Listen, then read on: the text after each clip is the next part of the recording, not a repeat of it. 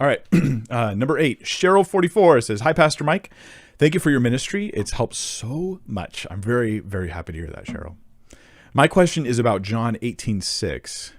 It's a really powerful moment, but did the other disciples not see it?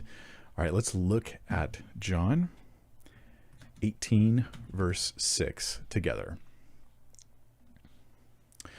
I'm going to back up a little bit because I want to give us the context. Jesus is in the Garden of Gethsemane, and he is about to be taken to be crucified. This is that long, agonizing night, and then early, before even the sun comes up, they snag him, they take him, and then he's bound. He's brought before the high priest, he's brought before Pilate, and eventually he's crucified.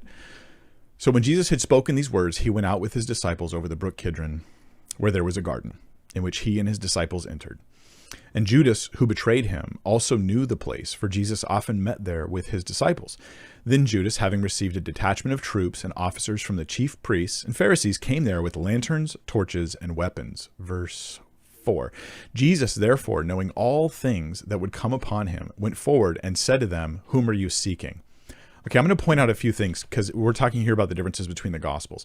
Jesus is going to do something miraculous, and the other Gospels don't record it, but John does. Okay, so let's talk about some of these similarities before we get to the difference. Jesus went forward to them. He's volunteering himself. That's consistent with the other Gospels, with the Synoptic Gospels, Matthew, Mark, and Luke. So Jesus volunteers himself to go forward to the cross. Verse 5, they answered him, "Jesus of Nazareth." Jesus said to them, "I am he." They're looking for Jesus. They're obviously having some difficulty finding the real Jesus. That's actually consistent with the other Gospels, where Judas kisses Jesus, and this just demonstrates that there was a difficulty in identifying the right person. Jesus said to them, "I am he." And the word "he" is kind of added there in the English for clarity, but he says ego eimi, I am, in the Greek. And this connects to other statements of Jesus in John. It's like a deity thing. And Judas, who betrayed him, also stood with them. Now, when he said, "I am he," they drew back and fell to the ground. They drew back and fell to the ground. Now, I don't know how many of them drew back. Was it the two that were closest? Was it 50 guys? I don't know. You know, when people do like videos of this moment in the garden, if they include the stuff that John talks about here, you know, then how many do they have fall down? Is there a big sound effect when they fall?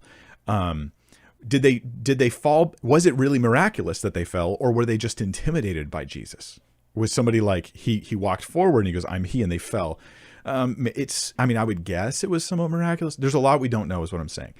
One of the things we do with studying the Bible is we acknowledge what we don't know so that we don't go beyond the text of Scripture. We don't add our own thoughts as though they're in the Bible. And all it says here is, when he said to them, "I am," they drew back and fell to the ground. We don't know a lot. Was there a wind? Was it something else?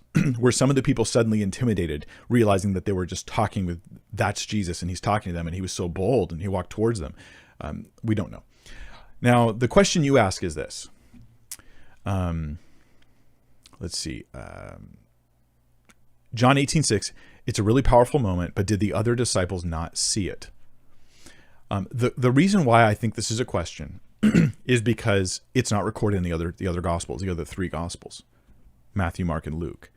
And so your thought, maybe they didn't see it. Maybe they were not aware that this moment had happened. But whatever John saw, Peter and James probably saw, because in the garden, Peter, James, and John were the closest to Jesus while he's praying. He says, "Get up, you know, my betrayer has come." And at that moment, it seems as though everybody's present. So at least Peter, James, and John, probably whoever's in the garden with Jesus at that moment, they're present. They're right there, because we even read in Mark that there's like a young man who's unidentified, who's like, they try to grab this young man. So it seems that whoever's with Jesus in the garden there, they're at that moment, they're right there watching it. So why don't they record it? I think from our perspective, we look at it like there was a miracle type moment with Jesus you didn't record, and we're like, why didn't you record it? But if we actually had the authors of the Gospels here, they might laugh at us a little bit and say, you have no idea how many miracles we did not record, or how many incredible things Jesus said we didn't tell you about. There's just way too much. So consider this. They're taking over 3 years of ministry of Jesus, active ministry, daily miracles, daily teachings, and they're cramming it into books that with tiny short chapters, 15, 16, 21 chapters long, 24 chapters I think is Luke. Is that right? I might have that wrong. And they're just cramming in massive periods of time into this tiny little space. There's tons of stuff they didn't record. We shouldn't assume they weren't aware of it. We should assume that they had a different reason for why they recorded what they did in the garden. Mark, Matthew, Luke, they tend to focus on Jesus' suffering in the garden. John seems to be focusing more on the power of Christ and the control of Christ. Now, Matthew, Mark, and Luke do emphasize Jesus' authority and control in the garden as well. They do. They really do. They have specific things they do to include that. They just don't include this story of the people falling back. So there's my answer on that. Yeah, they're different on purpose to have different emphasis, but not, I do think they witnessed it, yeah.